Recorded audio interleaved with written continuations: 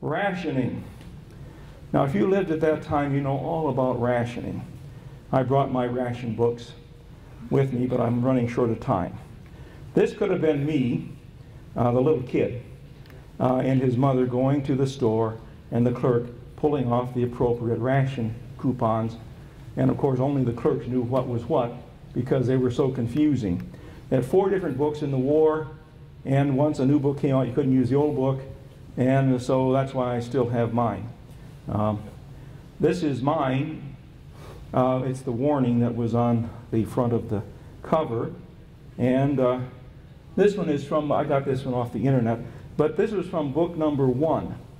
And each of them was numbered, and each of those items was for a different commodity. Some of them were generalized, but others were used specifically. Then, of course, if you wanted meat, you needed a meat stamp. And I don't know what the 1, 2, and 5 stand for, but anyway, you needed one of those every time you bought beef or certain kinds of other meats like hams and bacon and such. Now, again, if you needed gas, there were many different categories of gasoline. Ordinary people got an A coupon, meaning that they could get 4 gallons a week.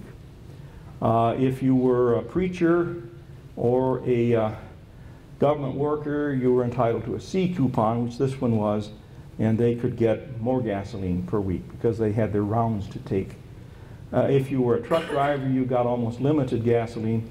If you were a government official or a congressman, you had unlimited ability to visit all your constituents anywhere you wanted to go. No limit on what a congressman could get. This is mine, as you can see. That's my mother at the bottom. I was about, book 4, I was about a year old when that came out. And this is, of course, what's left of my coupons. You notice all the coffee coupons are already all there. Apparently I didn't use any coffee, but I used up a lot of sugar. And so that's what's left. Now, if you couldn't afford or you didn't have ration books for certain things, you could go to a Victory Garden. They had them in World War I. They called them Liberty Gardens. World War I, here they call them Victory Garden. You could put this in your backyard, or if there was available land in the city, it was open up to anybody who wanted to. Now, I have a little clip from a man named Charles Johnson. His family owned Seal Power, and he was a kid at the time. This is what he has to say. I remember growing up and everyone having a victory garden. We had great fun going around stealing everybody's tomatoes. See? A lot of kids did that. I'll bet my dad did too. War bonds. Everybody was, even little kids. You go to school, every week you get a stamp and you buy a part of a war bond. They add them up and eventually you have $18.75. That's enough to buy a $25 bond. And these signs were all over the place. Little kids encouraged to buy war bonds. It's the same thing that McKenzie mentioned. This was a store in downtown. It says, get your war bonds at Grossman's. Now this, of course, cartoon from the day. This is typical American taking aim at the buzzards from Germany. And of course, the one side of his contraption says taxes, the other says war bonds. That's how you get rid of buzzards. Scrap drives. If you were a kid at the time, you were involved in a scrap drive for rubber, old rags, paper, metal, all kinds of things, or such as this one. Again, save your cans, and they can be used to make war material. Now here's one example. They didn't have a car, didn't have a horse, had no wagon, so they're going around town picking up scrap metal. Another example, here they're taking them to a fellow who's going to take them himself to the war center, where they're collecting them. This is my favorite. Couldn't afford gas, didn't have any gas, so they hitched old Dobbin to the car, and they went around town picking up scrap metal. You turned in all your fat, animal fat, lard, because it could be used for glycerin in making ammunition. Here we have a woman turning in a can of fat. My mother continued to save fat for years after the war. She saved tinfoil. She saved string. I can't imagine all the things we never bought Christmas packing. She always used last year's Christmas paper and ribbons, or the newspaper if it was something big. Here again, we're saving paper.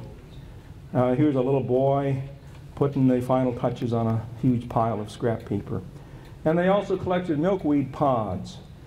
They couldn't get kapok, couldn't get cork for lifesavers, so kids went out and picked all the pods of this weed they could find, turned them in, and they made them into lifesavers, the flotation device. Here's a woman turning in her nylon. There was not an American woman who had a pair of real nylons unless she had a good old boy friend who might be able to get a pair, but they all turned them in. She's wearing bobby socks, you see. Now, if you didn't have nylons, what you did was what Ann Miller did. You darkened your legs, and then you had somebody draw a seam line down the back to make it look like nylons, you see. And here we have another example. Steve liked this picture, I like the other one. But this woman is doing it herself. She doesn't have a technician to help her. Civil defense. When the war started, 4,000 men and women volunteered to be in the civil defense. And that meant that they either were spotting for airplanes all day long, or they were involved in blackouts. We had blackouts during the war. The fear was those damn Japs would attack us by air. I don't know how they're going to do it. Didn't have any planes that could fly that far, but we had blackouts all the time. You closed up your windows, turned off all the lights, couldn't drive at night unless you were an air warden. And then we have this man, now this is doctored up, observing the skies, looking for planes that looked like that. And they all had a collection of planes. Red Cross was in business. This is the Red Cross office. You may know it as the Hackley House. It was the Red Cross headquarters for the county at that time. On the right is the Hume House, on the left is the Hackley House. Giving blood, big deal. A lot of women would gather to make ribbons, or to make bandages, or to knit stockings, or to knit warm clothing.